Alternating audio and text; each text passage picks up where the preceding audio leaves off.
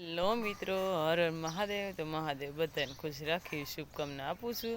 તો અત્યારમાં જો સવાર થઈ ગઈ છે. પહેલાં તમને એને ફર્સ્ટ ક્લાસ તૈયાર પણ થઈ ગયા છીએ અને અત્યારમાં બધું કામ કરી નાખ્યું છે.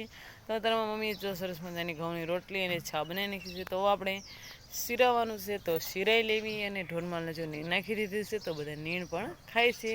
તો હવે આપણે શીરાવાનું છે, તો શીરાઈ લેવી અને પછી આપણે વાળીને જવાનું છે ખળ લેવા. તો ખળ લેવા પણ જવા દઈશું અને થોડાક ગોદરા ધોવાના છે, તો ગોદરા પણ ધોઈ નાખશું.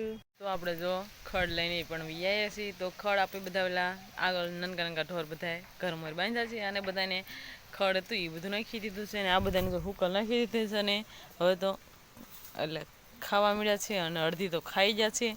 તો અત્યારે જો એ નીણ હવે એ થોડીક થોડીક શેક એટલે ખાઈ જાય એટલે એના પછી આપણે પાવાના છીએ. અને આપણે જો સરસ મજાનો રસકો પણ વાઢી આવ્યા છીએ.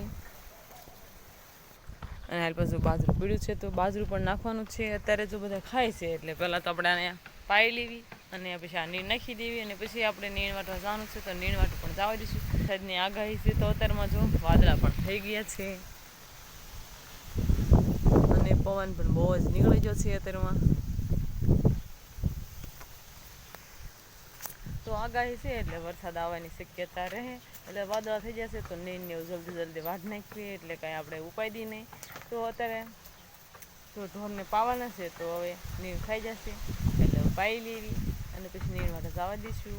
ઢોરમાલ માટે આપણે જો નીણ વાઢી આવ્યા છીએ છાંજ માટે, અને નીણ નાખવાની હોય તો આપણે જો વાઢી આવ્યા છીએ અને બધા ઢોર ઊભા છે. તો હવે આપણે એમ કહેવાય કે બધા ઢોરમાલને ફેરવવાના છે ફરજામાં, તો ફેરવી લેવી. એટલે સાંજ પણ હમણાં હજી તો સાંજ થઈ નથી, તડકો છે એટલે બધા ઢોરમાલને આપણે ફેરવવાના છે.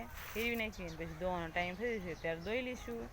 તો આ બધા ઢોરને ફેરવી લેવી. તો આપણે જો બધા ઢોરમાલને નીણ પણ નાખી દીધી છે. પહેલાં તો ધોઈ લીધા ને પછી આપણે નીણ નાખી દીધી છે. એટલે જો બધા ખાવા માંડ્યા છે, તો આપણે પણ વાળું કરવાની છે. તો વાળું કરી લેવી. વાળું તૈયાર થઈ ગઈ છે. તો વાળુંમાં સરસ મજાની ખીચડી કઢી બનાવી છે અને અમારા ગમીબેને સલાડ બનાવ્યું છે અને આ છે આપણે દૂધીનો હલવો.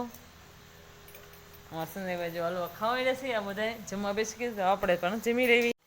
તો હવે જો રસોઈ બની ગઈ છે. તો રસોઈમાં એમ કહેવાય કે સરસ મજાના અમે દૂધીનો હલવા બનાવ્યા છે. તો આપણે જમવાનું બધા જમવા બેસી ગયા છે, તો આપણે જ ખાલી જમવાનું બાકી છે. સંજયભાઈ હલવો ખાય છે, તો આપણે પણ જમવાનું છે, તો જમી લેવી. તો આજનો લોકો ત્યાં પૂરો કરીશું. કમેન્ટમાં કહેજો કેવા લાગે, પસંદ થઈ જાય તો લાઈક, શેર અને સબસ્ક્રાઈબ કરવાનું ભૂલશો નહીં. ફ્રી મળીશું નવા વ્લોગ સાથે. Bye bye.